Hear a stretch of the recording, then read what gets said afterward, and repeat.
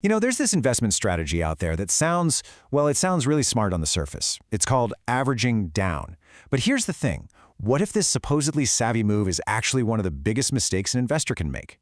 What if it's a total wealth destroyer? Well, today we're going to dig in and find out. Okay, to really get a handle on just how dangerous this can be, we need to start with a story. It's a bit of a cautionary tale, really.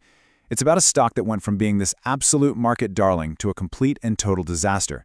And that stock is Yes Bank.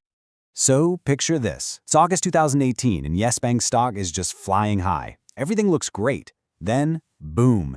In a single month, it plummets 41%. Now, logically, you'd think people would be running for the exits, right? Selling off as fast as they can. But the exact opposite happened. The number of investors actually more than doubled.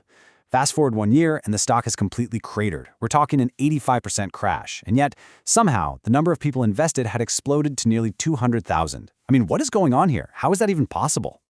Yep, let's just pause on that number for a second. Minus 85% in just 1 year.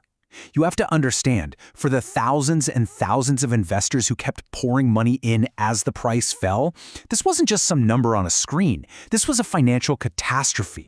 So what was the logic here? What were all these Yes Bank investors actually doing? Well, they were averaging down. The idea itself is actually pretty simple.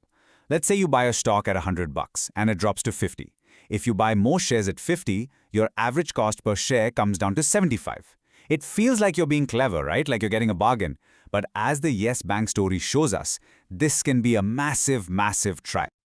There's a great saying for this, and it's so true. It's like trying to catch a falling knife. You think you're about to grab this incredible deal, but more often than not, you just end up getting seriously hurt. And in this case, it's your portfolio that's bleeding. I mean, it just seems completely backward, doesn't it? Why would so many people keep throwing good money after bad? Well, it turns out the answer isn't really in the financial data or the spreadsheets. It's in our own psychology. So what is that psychological pull? Why do we get this urge to buy more of something that's, well, clearly a loser? It all comes down to this really powerful mental trap called the sunk cost fallacy. Think about it. We've already put our money in, not to mention our emotional energy. And it is so hard for us to just admit, you know what, I made a mistake, to accept that loss. So what do instead? We double down. We throw more money at the problem, desperately hoping we can turn things around and prove our original decision was the right one. And this is where a small problem can snowball into a huge one. Let's walk through it. Say you buy 100 shares at 500 rupees each. Then the price drops 10%. Instead of cutting your losses, you think, opportunity, and you buy 50 more to average down. But then the price keeps falling, and that sunk cost fallacy kicks in again, and you buy even more.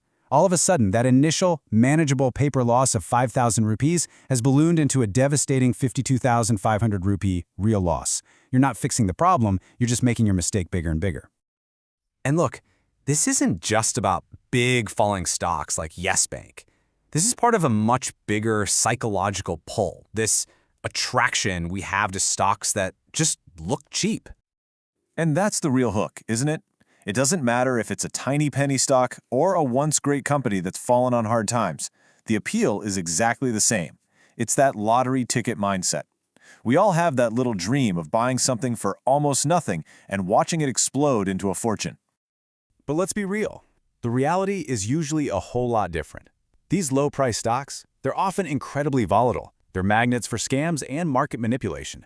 And most of the time, there's a very simple reason a stock price is low. It's a low-quality, struggling, or maybe even a failing company. Just look at the numbers.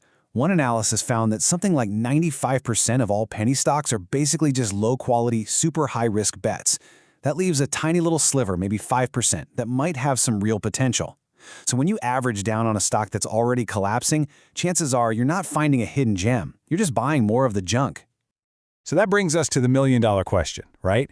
If just chasing a cheap price tag is a recipe for disaster, then how do you actually find quality? How do you look past the price and see the real value of an investment? How do you separate the good stuff from all the noise?